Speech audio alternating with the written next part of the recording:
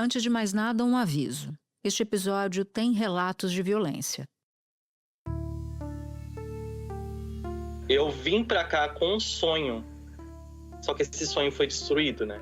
A voz que você acabou de ouvir é de um jovem brasileiro de 26 anos. Felipe de Moura Ferreira foi resgatado de uma verdadeira fábrica de golpes em Mianmar, país do Sudeste Asiático que vive uma guerra civil desde 2021. 16 horas por dia, tinha vezes que a gente trabalhava 22 horas por dia. Ficava guardas fora do nosso quarto, monitorando a gente. Assim como Felipe, milhares de homens, mulheres e crianças no mundo são sequestrados ou aliciados por redes de tráfico humano. Entre 2020 e 2023, por exemplo, foram mais de 200 mil vítimas. O número consta de um relatório das Nações Unidas publicado em dezembro do ano passado. Em apenas 3 anos, entre 2019 e 2022, a ONU registrou um aumento de 25% no total de pessoas traficadas. Em quase metade dos casos, são pessoas atraídas por falsas promessas de emprego e obrigadas a fazer trabalhos forçados. Foi o caso do João, escravizado por 5 meses no Camboja, outro país do Sudeste Asiático, por uma máfia de golpes cibernéticos. Eles começavam a espancar em público, era espancamento de questão de meia hora, 1 hora, na madeirada, com choque. Felizmente, Felipe e João tiveram a sorte de serem resgatados e já voltaram para o Brasil. João chegou em dezembro. Até agora eu não assimilei ainda que estou em casa, porque lá não existia lugar para felicidade, né? Então, estou tentando entender como que é estar feliz novamente. Felipe chegou em fevereiro e junto com ele estava Lucas Viana dos Santos, de 31 anos, que durante 4 meses viveu dias de terror em Mianmar. É a história do Lucas que você vai ouvir a partir de agora neste episódio. Ele vai contar o que viveu, desde o aliciamento até o resgate. Depois, eu falo com Cíntia Meirelles, diretora no Brasil da ONG internacional The Exodus Road, que já ajudou a libertar mais de 5 mil vítimas no mundo.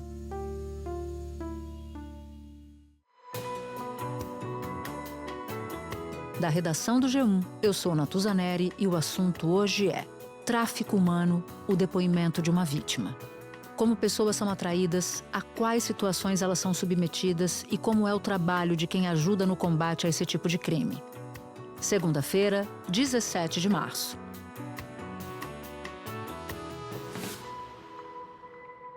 Lucas, seja muito bem-vindo aqui ao Estúdio do Assunto.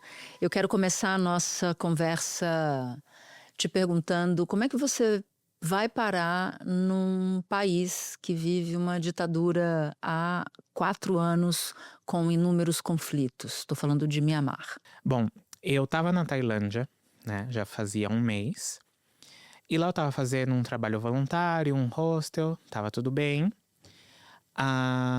Mas o meu grande sonho, eu sempre falo isso, foi conhecer a Tailândia. Eu já tinha trabalhado nas Filipinas anteriormente. Quando terminou o contrato, eu fui para a Tailândia. Estando nesse lugar, eu comecei a buscar oportunidade de trabalho, mais ou menos no que eu já fiz. E um amigo meu me mandou um grupo onde tinha vagas de trabalho, né? Vi em vários lugares, vi várias oportunidades. E me chamou a atenção porque tinha algumas vagas lá na Tailândia mesmo. Eu entrei num grupo, me apresentei, né? Falo tantas línguas, já trabalhei com isso, aquilo. E uma pessoa entrou em contato comigo. E ele falou assim, não, nós temos uma vaga, é para atendimento ao cliente, não tem nada a ver de cassino, o que for. Que você trabalhava antes num cassino, né? Sim, no atendimento. E aqui no Brasil, o meu primeiro trabalho foi de telemarketing. Então, pelo que ele começou a falar ali de atendimento, eu gostei por já ser algo que eu já tinha feito. E também era um contrato de 6 meses, era um salário bom, que para mim nesse exato momento não pareceu algo tão absurdo, porque eu já tinha trabalhado antes, quase 1 ano, e era isso realmente que eu recebia. Estava em linha com que você... Não existia uma proposta de terreno no céu, Sim, né? não era uma ilusão, eu recebia isso. Era, nesse momento, um salário de $1.500. E uma folga na semana, e eram 6 meses. E como eu já estava ali, e ele ia me dar um visto na Tailândia, que é algo muito difícil, né? Ou você casa com um tailandês, ou um visto de trabalho, que é algo muito difícil. E era o que eu estava querendo naquele exato momento ali. Aí eu pensei, são 6 meses, um salário legal, a empresa ela dá sempre, nas outras empresas também, dá uma acomodação, dá comida, então é um dinheiro que eu vou guardar, depois eu vou invertir em muitas coisas. E aceitei. Ele me pediu para fazer uma entrevista com um RH também. Fiz uma entrevista com um RH. Ela falou que eu passei, né? Eles queriam que eu já fosse já no dia seguinte. Até aí, nada de excepcional. Não, porque era o que eu já tinha feito antes, então eu tava muito feliz, tava muito ilusionada. Eu lembro que a dona lá do hostel, ela falou assim, mas você sabe, né, como que são as coisas, tem que tomar cuidado. Ela Mas fala isso? ela me falou. Ou seja, ela desconfiou. Ela desconfiou. Eu também fiquei meio assim, porque eu não falei. O trabalho em si não era em Bangkok. Era numa cidade um pouco afastada. No caso, que era quase fronteira com o Mianmar mesmo. Eu sabia que era quase fronteira, mas não sabia que no fim das contas eu ia parar nesse lugar. Chega a segunda-feira, você termina o seu acordo com o hostel onde você estava hospedado, e aí acontece o quê? Você pega um carro, é isso? Então, eles me buscaram lá na porta do hostel. Lá, ele pediu para tirar uma foto minha, uma foto do passaporte, para confirmar que já estava comigo. Começou a viagem. Essa viagem, ela durava entre 6 a 8 horas. Uma viagem de carro, realmente. Paramos para comer, paramos para ir no banheiro. A minha relação com o motorista foi boa. Eu falo um pouco de tailandês, ele falava muito pouco de inglês, mas a gente conseguia se comunicar. Eu falava, você conhece a cantora tal? Ele, eu conheço, ele colocou a música. Então a gente estava ali criando uma relação. Quando chegou já na cidade, tem que dar uma volta, tinha um monumento com a foto do rei e tudo. Ele para num posto de gasolina. Nesse posto de gasolina... Isso você ainda estava na Tailândia? Eu estava na Tailândia ainda. Quando chegou nesse posto de gasolina, ele sai, ele fala, não, agora você vai continuar com essa outra pessoa nesse outro carro. Até então, eu falei assim, agora ele volta e dá continuidade, eu vou direto para a empresa. Com esse novo carro, ele já não falava nada de inglês. Até nós andando no segundo carro. No segundo carro. Chega num novo lugar que vai trocar de carro novamente. Aí eu já comecei a ficar meio assim. Eu falei, por quê? Eu lembro que foi até na frente de uma conveniência. Trocamos para esse carro e já era uma Kombi. Que tem aberto atrás, né? Uma caminhonete. Já não falava nada. Eu tentava conversar com ele, não falava nada. Num certo momento... E era só você e o motorista? Era só eu e o motorista. Nesse momento eu ainda estava com meu passaporte, estava com meu celular, tudo. Tava conversando com meu amigo, conversava com a minha mãe, tinha ligado para minha mãe, contei, olha aqui, eles não têm nem pedágio. A gente viajou todo esse tempo, nunca parou em nenhum lugar. Ela, nossa, como que não tem? É tão longe. Até que esse terceiro carro começa a entrar numa estrada de terra, que de um lado você só vê árvore, do outro lado casa. Aí eu fiquei meio assim, né? Ele para o carro. Quando ele parou na frente de uma casa, tinham 3 homens. As minhas coisas estavam nessa parte de trás. Eu lembro que cada um pega... Eu tinha uma mochila, uma mala e uma sacola. Cada um pega uma coisa. E eles falavam em inglês. Falaram assim, não, você vai com a gente, vamos por esse caminho. A gente teve que entrar por essa mata, né? E nesse momento, como é que estava a sua cabeça? Nesse momento eu já fiquei assim, o que tá acontecendo? Mas eu acho que você não consegue ter você fica travado. Eu pensei, o que eu faço? Eu corro, mas aí o que eu faço com as minhas coisas? Continuei, até que andando, a gente chega numa beira. Você tá andando no meio da mata. No meio da mata, de noite. Era uma trilha? Era como se fosse uma trilha. Não dava pra ver nada. Já tava escuro. Sim, tava muito escuro só com a lanterna do celular. Até que para na beira do rio. Nesse momento você não pensou em mandar uma mensagem pra alguém? Eu tava conversando com meu amigo, mas eu não tava entendendo nada. E eles, vamos, me apressando. E não, agora a gente vai subir no barco e vai atravessar pro outro lado. Até aí eu falei, mas por que vai atravessar pro outro lado? Aonde que é essa empresa? O que tá acontecendo? No barco, quando passou já pro outro lado, também estava muito escuro. A gente teve que andar uma parte até ir para onde dava para ver que tinha pessoas. Eu já vi homens com armas, guardas com armas enormes. Quero que você pare aí. Quando você se depara com homens com armas, você tinha o seu celular na mão e você tinha uma das suas bolsas, é isso? Então, eu tava com as minhas coisas e o meu celular. Quando eu vi esses homens com essas armas aí, que eu fiquei com muito medo mesmo. Tanto que eu mandei uma mensagem pro meu amigo nessa hora. Eu falei assim, tem muitos homens com armas. Eu não tô entendendo o que tá acontecendo.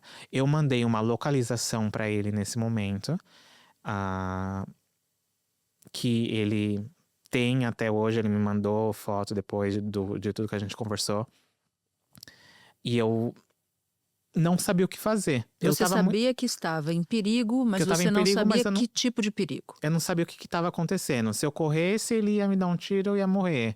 Então, não sei. Eu perguntei pra ele, mas por que isso? Ele, não, é questão de segurança. Aqui você tá muito seguro, não se preocupa. Até que veio um já quarto carro me buscar nessa beira do rio. Andamos, fomos até a cidade, né? E onde nós estávamos era ali perto da beira do rio. Não sei porque era muito de noite, então não dava pra ver muita coisa. Quanto tempo de carro, mais ou menos, você calcula? Depois daí já foi mais uns 10 minutos até a cidade. Quando chegou na cidade, eu lembro que o carro parou. Veio um novo carro, e esse foi o último carro que me levou até dentro lá do complexo. O quinto carro, portanto. O quinto carro. E aí ele pegou, quando eu entrei nesse quarto carro, ele já pegou meu passaporte, meu telefone. Ele fez isso de maneira agressiva? Não, ele pediu pra tirar foto, né, pra mandar pra eles e não me devolveu. Eu fiquei pedindo, eu pedi 2, 3 vezes, ele fingia que não tava entendendo. Aí já era, eu entendia pelo que ele conversava com o outro homem, que era um chinês. E nesse percurso, indo para esse quinto carro, eu já comecei a ver placas. E já não era tailandês. Você tá mantendo a calma aí. Você tá calmo, Sim. apesar de assustado. Sim, eu tava tentando, mas porque eu não tinha o que fazer. Eu tinha que seguir com eles ali depois. Se tivesse alguém que ia me explicar, eu ia saber o que estava acontecendo. Como ele disse, não, isso é para sua segurança. Em todo momento eles falavam que os guardas eram para nossa segurança. Que a gente não tinha que ter nenhum medo. Aí você chega onde, Lucas? Nós chegamos num lugar que tem muitos prédios, fica no meio do nada, realmente. O caminho, você vê que ele dá uma volta na montanha. É um lugar realmente no meio do nada. Se você buscar no mapa, você não vai encontrar esse lugar. Então, esse aonde eu estava, ele é realmente novo. Ele tem agora... No Google Maps você não consegue... Não, você tentou encontrar? Esse lugar você não encontra. A minha família tentou buscar na época que estava começando a tentar me achar. Não encontrava esse lugar. Só encontrava o KK Park, que é um que já existe há anos. Pode ser que esse seja uma terceira edição do KK Park, porque o KK Park é o mais conhecido de todos. Todos os outros pertencem, eles vão abrindo em novos lugares. Quando eu cheguei, estava tudo em construção. Eu lembro que a gente saiu do carro, eles fizeram um teste, né? Tirou... Sua impressão digital? Não, ele fez Um furinho no seu dedo? Um furinho no meu dedo. Aí ele me deu um algodão. O chinês conversando com ele, anotou meu nome, perguntou meu nome, minha idade. Eu lembro que ele falou assim, nossa, você é muito bonito. Eu falei, muito obrigado. Até então, depois, quando eu… Gente, que desespero. Então, mas… muito obrigado, mas eu não sabia… eu agradeci, mas o que tá acontecendo? Eles abriram minha mala, viram o que tinha. Voltei pro carro. E aí já fui subindo para ir para essa empresa. Nesse meio tempo, cheio de gente, muitos guardas, pessoas rindo, gritando e muita construção também. Você chega num prédio. Uhum. Quando você chega no prédio, o que acontece? Eu lembro que nós subimos as escadas, era na parte de cima. E quando eu entro, eu vejo como se fosse um escritório, como aqui que a gente tá vendo, vários computadores. As pessoas na frente do computador fazendo o seu trabalho, mas assim, era 4 filas de computadores e tinha uma fila que era uma pessoa só com celulares. Tinha mais de 5 celulares. Nesse momento, seu coração se alivia, eu imagino. Sim, porque pareceu ser uma empresa. Não era um já, cativeiro, né? Não Era uma empresa. Sim. Veio o tradutor, perguntou: oi, tudo bem? Como que foi a viagem? Em português? Em inglês. Ele era o tradutor chinês. Como que foi a viagem? Você quer comer? O que você quer comer? Você quer comer arroz? Quer comer macarrão? O que você quer? Aí eu falei assim, não, tá tudo bem, mas eu não tô entendendo o que tá acontecendo, porque tem muitas pessoas com armas, eu tô um pouco assustado. Ele falou, não se preocupe, porque aqui é assim, é pra nossa segurança, mas aqui é um lugar bom, você vai conseguir fazer o seu dinheiro. Ele sempre tocava na tecla que nós estávamos lá para fazer dinheiro, o tempo X, que quando eu cheguei lá, eu descobri que não eram 6 meses, e aí que ele me falou, não é 6 meses, é 1 ano e 6 meses. Em que momento você diz para você mesmo, eu me dei mal? Ele não queria devolver meu celular. Então, a gente ficou assim, não, me dá meu celular. Ele foi lá dentro, voltou com uma arma de choque. E, assim, ele vindo atrás de mim, eu indo pro outro lado e ele voltando. E eu tentando falar com meu amigo, tentando ligar pra ele. Você já tava com seu celular na mão? Eu tinha conseguido pegar o meu celular e nesse tempo ele foi pegar essa arma de choque. Liguei pro meu amigo falando, chama a polícia, tem muitas pessoas de arma aqui, eu tô com muito medo. Eu lembro que ele veio pra cima de mim com essa arma, eu senti o choque, senti no meu rosto também começou a sangrar. E aí eu tava com muito medo, depois a gente sentou de novo, eu falei assim, não, tudo bem, vamos sentar, vamos conversar. Me levaram pro quarto, aí eu já fiquei, eu não conseguia comer, não conseguia fazer nada. Eu falei assim, aonde eu tô, o que tá acontecendo? Eu não consegui nem dormir direito nesse primeiro dia. E eu sabia que eu tava num lugar muito estranho. Ele falou que eu não ia poder falar com a minha família, uma coisa que eu fazia todos os dias, ligar pra minha mãe em vídeo todos os dias. Quando eu liguei pra ela, nesse dia eu falei assim, então, mas a gente não vai poder conversar todos os dias. Aí ela já se desesperou, não sabia o que fazer. A Cleide estranhou o primeiro telefonema do Lucas em Mianmar. Chegou agora, filho? Cheguei. Tá tudo bem? Não. Quantas pessoas você viu ao longo do período em que você ficou? Era muita gente? Era muita gente, eram mais de 5.000 pessoas. Porque tinha essa minha empresa, eram vários… Complexos. Eram várias salas, em cada sala era uma empresa diferente. A grande maioria era chineses. Na minha… os chineses eram os chefes mesmo, mas tinha filipinos, tinha… Mas você entendeu Etíope. que você, em algum momento, passou pela sua cabeça que você pudesse estar sendo escravizado, por exemplo? Com o passar do tempo, que eu comecei a ver as punições, o tempo de trabalho também, que ele Quanto falou… era? Ele falou pra mim que eram 12 horas, que poderiam ter 1, 2 horas de hora extra.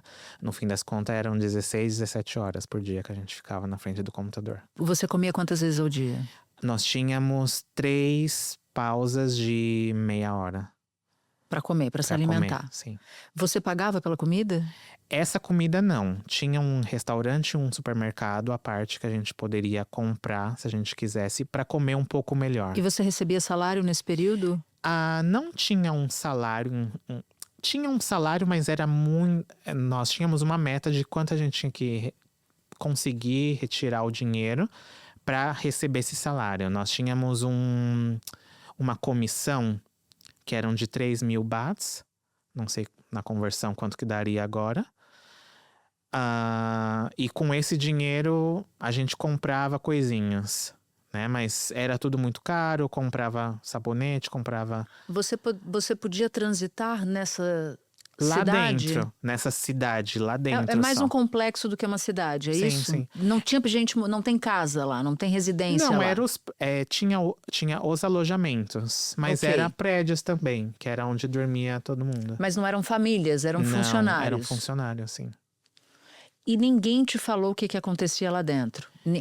Eu acho que eles não pensavam dessa forma, porque assim, eu falo sempre que eu fui muito corajoso de tentar contato com o exterior, porque eles nunca tinham feito isso. Você eles- encontrou brasileiros lá? Depois que 2 meses depois chegou o Felipe, que é o outro brasileiro, que esteve lá, mas nós éramos os únicos. Felipe de Moura Ferreira, de 26 anos, foi mantido refém por uma máfia de golpes cibernéticos em Mianmar, no Sudeste Asiático. Quando eu cheguei lá, a gente não tinha salário, a gente não tinha 4 dias de folga, a gente não trabalhava 12 horas. E o trabalho? O que você era obrigado a fazer? No seu primeiro dia de trabalho, você fez o quê? Nos 3 primeiros dias, eles me deram um roteiro, folhas, que a gente tinha que digitar. Era como se fosse um personagem e era a vida desse personagem. A gente tinha que saber a vida desse personagem. Tudo dele.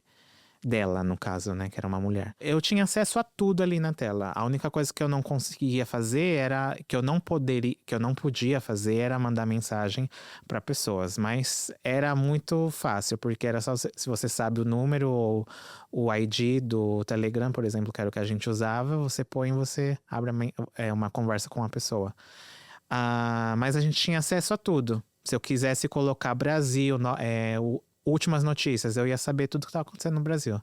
Mas ninguém fazia isso por medo.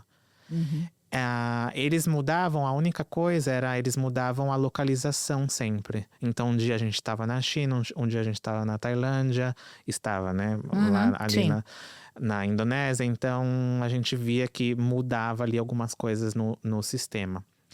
Quando eu comecei a trabalhar, no caso, eles mandavam números pra gente. Esse número eles chamavam de clientes. Eles pegavam no TikTok em páginas de relacionamento. E a gente tinha que criar uma relação com essa pessoa, tanto de amizade ou amorosa. Fazendo-se passar por uma mulher. Então os homens, eles se apaixonavam por ela, porque era uma mulher muito bonita. Você mandava fotos dela. Sim, a gente tinha tudo. Foto, vídeo, as meninas mandavam áudio. Então, os homens se apaixonavam por ela, né? Era um roteiro de 4 dias. Nesses 4 dias, eles ficavam muito apaixonados. E no 4º dia, ele tinha que ajudar ela num empreendimento que ela tinha na internet, um business, que ela recebia comissões. Ela fazia dinheiro nesse lugar. Nesse dia, ele ia ganhar uma comissão também por ajudar ela pela primeira vez. Então, ele retirava um valor em dinheiro realmente que ia para conta dessa pessoa, né? Porém, assim, era uma página fake que mandava para um aplicativo de criptomoeda. Mas ele recebia algum dinheiro? Ele recebia um dinheiro que era de 20 a 30 dólares. Isso no primeiro dia. A pessoa já estava apaixonada, então ganhava um dinheiro ainda, ficava muito feliz. Ela falava, nossa, é a primeira coisa que a gente fazia. Nós, né, tínhamos que falar que estava no roteiro. É a primeira coisa que a gente está fazendo junto, que você é muito bom. A gente tinha que deixar claro que a meta dela era ir para o país dessa pessoa, conhecer ele. Então ele ficava mais ilusionado realmente de encontrar. Eu vou casar com ela, eu vou casar com você. Eu vou, né, criar minha vida, ter filhos, tudo E isso. muita gente acreditava nessas Sim. histórias, Lucas? Sim, porque assim, nós tínhamos, era mínimo de 28, 29 anos até aí, até 10. Eu tive pessoas que eu conversei de 80, 88 anos. E o foco era, assim, a gente podia conversar de 28, 29, mas o foco era de 50 pra cima. Homens totalmente sozinhos. Vulneráveis, que já estão divorciado, viúvo, que é o pessoal que realmente a gente sabe que vai cair nisso, e era o foco deles. Isso no 4º dia ele ganhava esse pequeno dinheiro. No 5º dia, ele tinha que ajudar ela de novo. Só que com uma quantia maior. Aí ele tinha que colocar dinheiro. A primeira vez era $118. Aí ele ganhava uma comissão maior. Aí depois vinha uma outra ordem que ele tinha que colocar mais dinheiro. E ia indo. Essa parte a gente tinha que fazer até ele retirar o dinheiro. E isso era a sua meta Era a para minha meta. receber o seu dinheiro? Sim, eu tinha que ter pessoas que retirem dinheiro de 3 em 3 dias. A primeira recarga era $150, a segunda recarga era $500 e por aí indo, até completar o valor de $5.000. Teve uma cliente que, o nome dela é Sabrina, ela é do Caribe. E ela já tinha sofrido um golpe, de um chinês, mas não sei quem é esse chinês. E nesse golpe, ela sofreu um golpe de 350 mil euros. Quanto tempo você ficou? Eu fiquei 4 meses. Quantas pessoas você acha que esse personagem enganou nesses 4 meses? Eu fazendo, eu consegui realmente 3 pessoas nesses 4 meses. Porque aconteceu muita coisa nesse tempo, então foram 3 pessoas. Eu lembro O que aconteceu nesse tempo que vale a pena nos contar? Você apanhou nesse período? Sim. Por quê? Que foram as punições, né? Se a gente não batia a meta, tinham punições leves, que era estar em pé com um galão de água nas costas, tinha que fazer flexões com um galão de água também, ficar parado no ar com os braços para frente e a perna inclinada, e tinha os espancamentos também, com um pedaço de cano, e choque elétrico. E eu fui punido porque eles descobriram que eu mandei mensagem pro meu amigo. Foi descoberto. E então eu fui preso, né? Eles tinham até uma cadeia lá dentro. Eu fui preso e nessa prisão, lá eles me bateram muito, eles me espancaram. Te bateram aonde? Eles, na parte das costas. Nas costas eu tenho muitas marcas. Os choques também eram nas costas, na parte da bunda também, nas pernas. E alguns eles davam nos pés também. Foram 2 vezes que eu fui preso. Na primeira vez porque eles descobriram, na segunda vez porque eles não tinham entendido o que estava acontecendo, eles queriam mais informação. Eles queriam, de alguma forma, tirar dinheiro também na nossa família. E eu lembro que da segunda vez que eu fiquei preso, foi a vez que eu mais sofri. Porque eu ficava em pé durante quase todo o tempo do trabalho deles. Quando eles terminavam, eles iam e me sentavam. Eu ficava em pé com... Posso mostrar? Pode. Assim. Desse lado algemado. Durante quase 20 horas em pé. Era tortura, Eu não você podia sabe, sentar, né? sim. Nesse tempo antes, os guardas vieram, me espancaram, me deram chicotadas também, choque elétrico. Você tem Eu tenho marcas ainda, e aqui, você pode ver, são marcas na câmera talvez não vê. Aqui, que já faz 3 meses e ainda tenho cicatrizes. Você achou que fosse morrer, Lucas? Sim. Eu, Lucas, já tinha falado, aqui é o meu fim. Eu já não acreditava que eu ia sair dali, porque eu já não conversava mais com esse meu amigo, eu não sabia o que estava acontecendo aqui fora, o pessoal já estava atrás de mim, depois chegou outro brasileiro que começou a conversar com a família, então foi quando eu voltei a ter informações, que teve a ONG que nos ajudou, tudo, mas até nesse tempo que eu já sabia novamente informações, eu não queria estar ali. Eu sei que é tudo um processo para eles conseguirem tirar a gente de lá, mas estava demorando demais, então eu falei assim, ó, eu não quero, eu pensei em até tirar a minha vida, porque eu estava cansado de ser humilhado. Eu recebia punição todos os dias, eu levava tapa na cara, quase todos os dias, porque eles sentavam no nosso computador, viam as mensagens, as conversas que a gente tinha com essas pessoas, encontrava um ponto errado para punir a gente. E eu tava cansado. E eu nunca tinha passado por isso. E era realmente uma sensação que E você não podia simplesmente ir embora. eu não podia fazer nada. Eu não Você podia ir um dia embora. tentou sair? Não. No caso, só quando a gente fez Sim, quando a você fuga. tentou. Quero chegar nesse momento, mas antes, um rápido esclarecimento. Como é que vocês conseguem acionar a ONG que trabalha na localização de tráfico humano? De Então, pessoas que foram vítimas de tráfico humano? como eu já fazia um bom tempo antes que o outro brasileiro chegou, o Felipe, a minha família já estava em contato aqui. Então, muitas pessoas passaram contatos, eles tentaram conversar com o governo, tudo. E chegou essa ONG. Como é que a ONG chega até você? O Felipe, conversando com a família dele, foi informado que eles estavam conversando com essa ONG. Ele conversou com ela durante esse tempo, ele passava as coordenadas. A gente vai encontrar agora o seu Antônio, pai do Felipe. É que ele está falando pelo computador da empresa. Um dos chefes disse que eu precisava trazer resultado para a empresa, senão eu iria ser agredido até sexta-feira, que é amanhã. A gente está fazendo de tudo para tentar se manter viva. É terrível a gente ouvir isso e não poder fazer nada, né? Ela tentava conversar com o exército de lá para tentar uma negociação com o governo da Tailândia, em contato com os outros países também, que ele falava, olha, tem pessoas de tal país. Então eles reuniram as pessoas De diferentes nacionalidades. de diferentes nacionalidades para conversar como que ia fazer, o que ia fazer. Toda essa parte eu sei muito pouco. E eu prefiro não saber porque eu já tenho tanta coisa na minha cabeça. Eu comecei terapia, Sim, eu tô conversando com ela, assim, que tem muita coisa que esqueci. eu quero esquecer, mas que é impossível porque é algo que vai ficar para sempre na minha cabeça, infelizmente.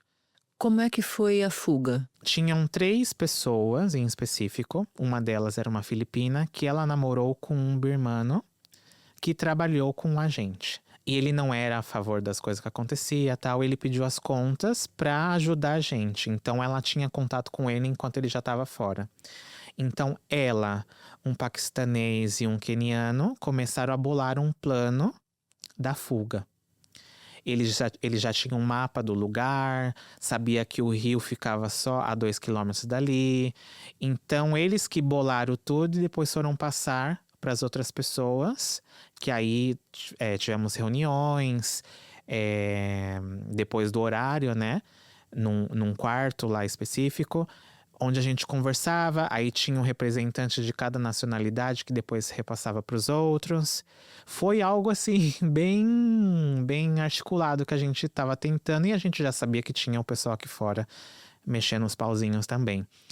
Mas Eu queria que você levasse a gente pro dia da fuga. Pro dia da fuga, que foi aqui no Brasil dia 8, lá já dia 9 às 12h30 da manhã. 8 de 8 de fevereiro. de fevereiro. Era às 2h30 da manhã, que era o horário da pausa que nós tínhamos. Nós nos reunimos nesse quarto onde a gente fazia as reuniões, que era próximo da onde que a gente ia correr, que era a saída, né? Porque nós estávamos no meio do nada, cercado por montes. Então tinha uma saída que não era com portões, não tinha guardas. Então era o lugar que a gente talvez ia conseguir. Neste dia da fuga, dia 8 de fevereiro, vocês têm uma pausa às 2h da manhã, se reúnem nessa pausa e fazem o quê? Nós nos reunimos. Quando chegou todo mundo, no total nós éramos mais de 60 pessoas. A grande maioria dos que estavam trabalhando comigo, algum da outra empresa. A gente ficou...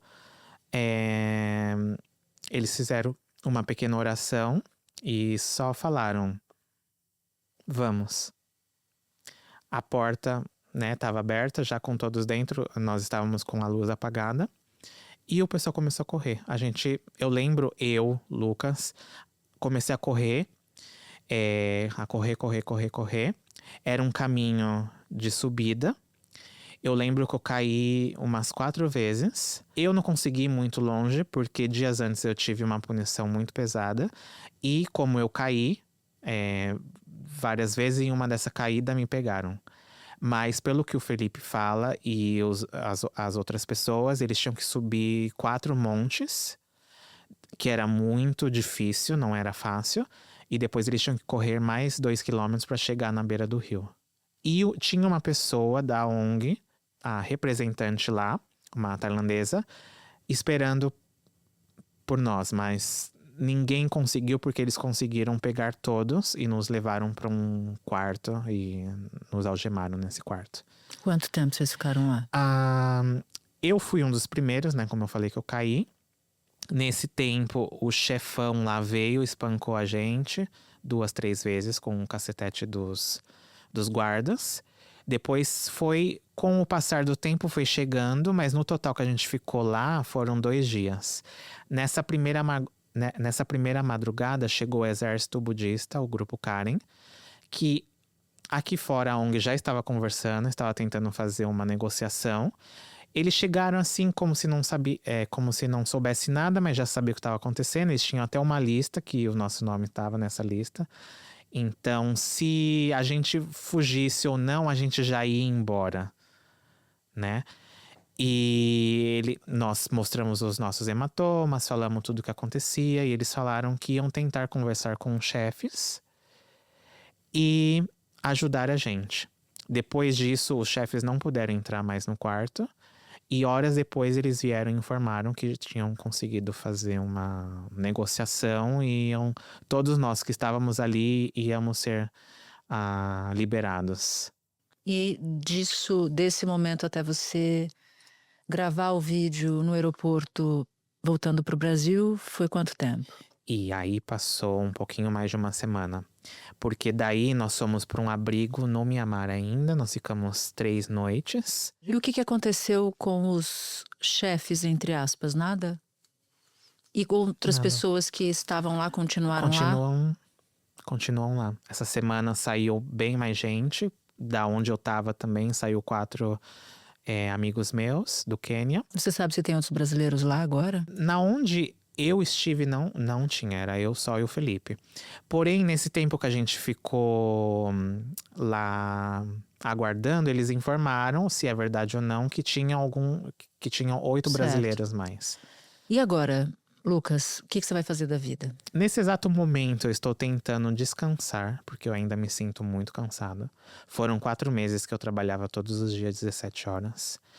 Com punições corporais e psicológicas, porque eles ficavam na nossa cabeça falando o dia inteiro em chinês e ameaçando também. Os tradutores falavam eles davam como palestras que a gente tinha que repetir o que eles falavam, a gente tinha música que a gente tinha que cantar.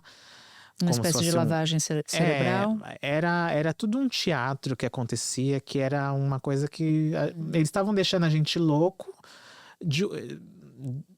Estando ali, entendeu? Eu tava com o meu psicológico muito afetado. Eu não sei se eu estou seguro aqui também, porque é uma máfia, né? Então a gente não sabe o que tá passando na cabeça deles, se eles têm conciliação com alguma máfia no Brasil. Você foi procurado por alguém... alguém... E a nossa cara, né, tá... exposta.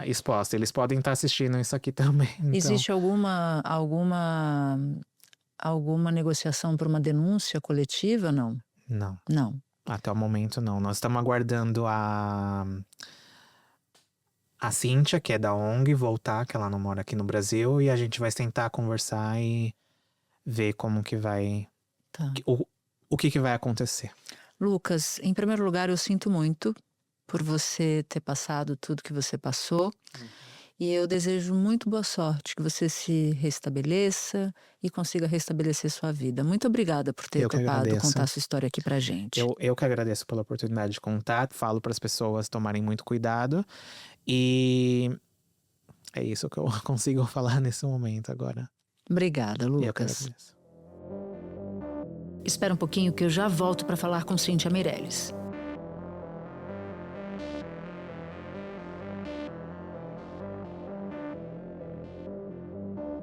Cíntia, acabei de ouvir a história impressionante do Lucas.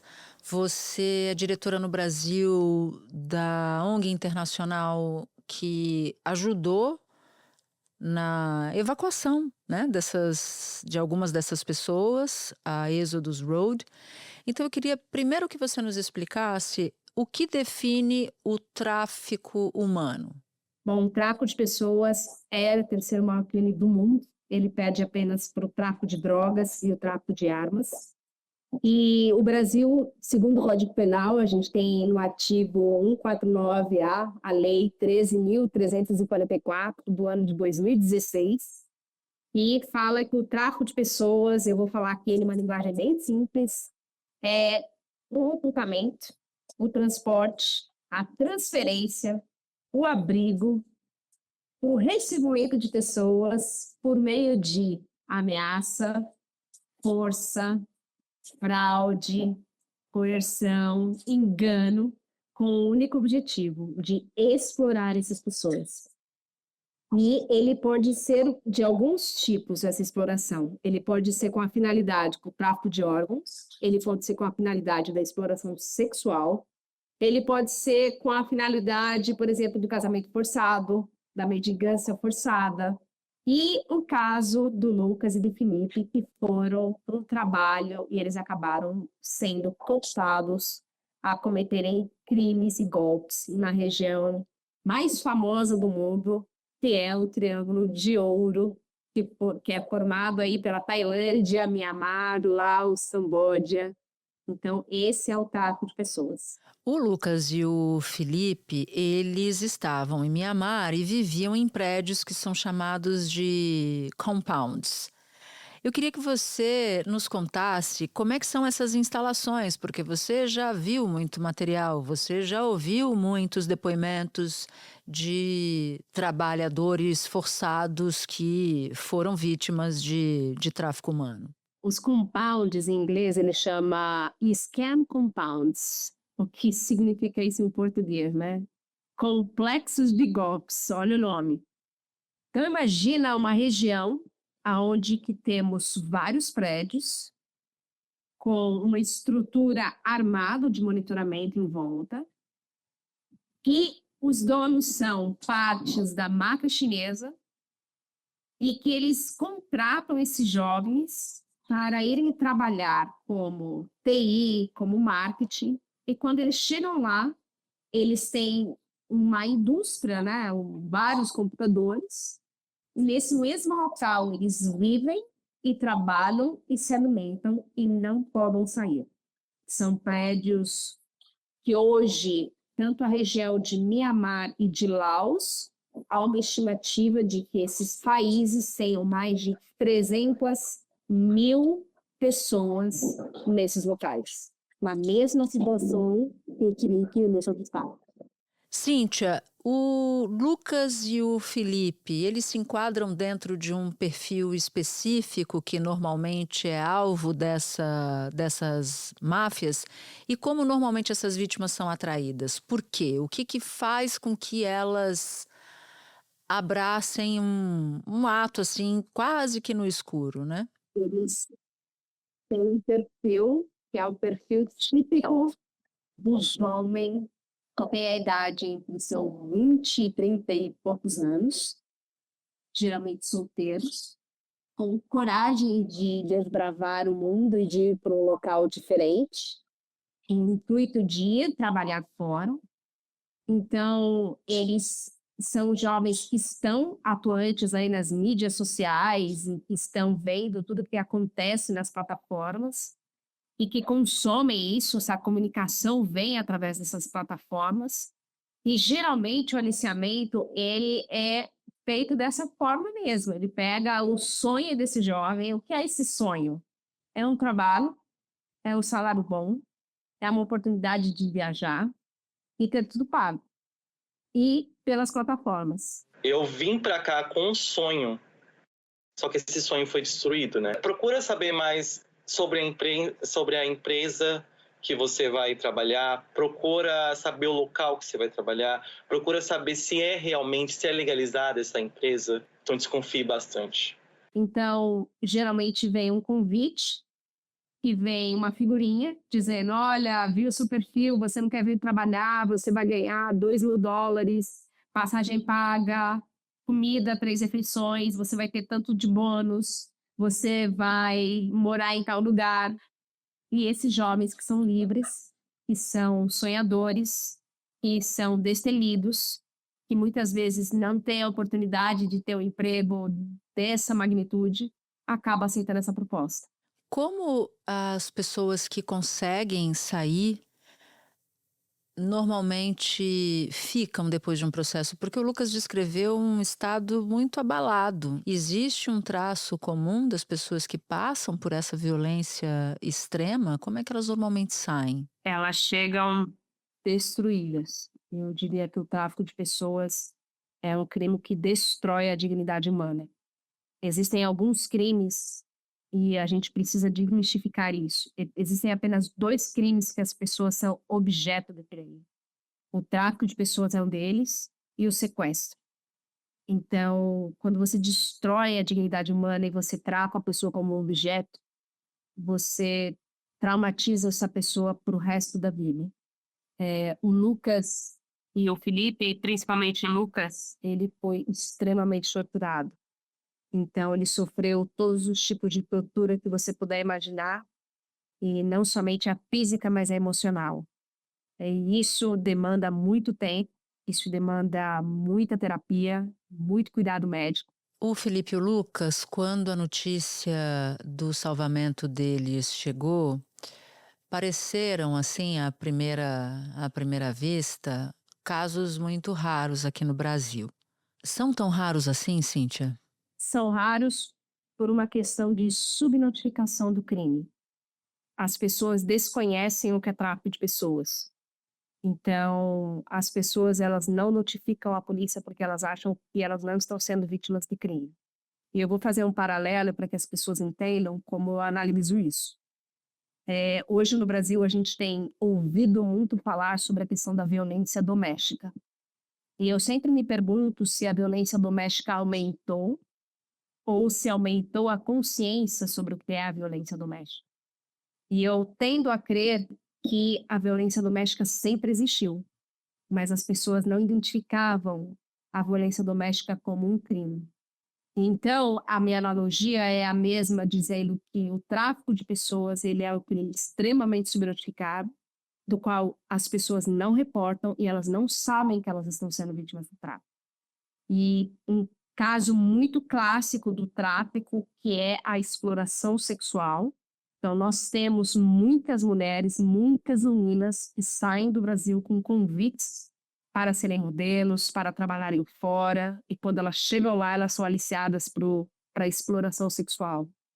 E por conta da vergonha, por conta da coação, por conta do medo, por conta de tudo que elas vivem fora e de onde elas estão, elas não reportam para as autoridades.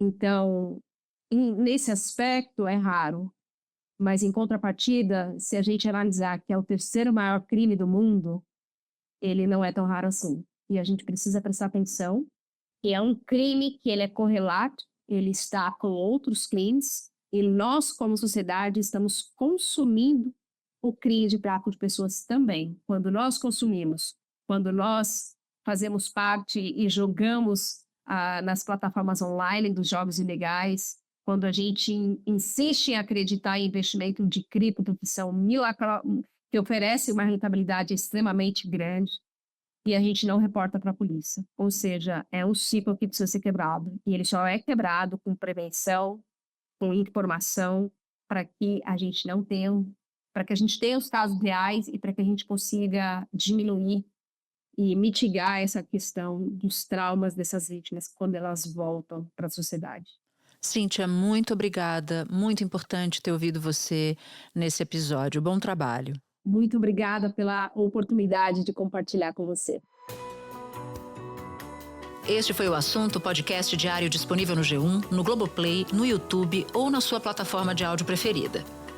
Comigo na equipe do Assunto estão Mônica Mariotti, Amanda Polato, Sara Rezende, Luiz Felipe Silva, Thiago Kazuroski e Gabriel de Campos. Eu sou Natuzaneri e fico por aqui. Até o próximo assunto.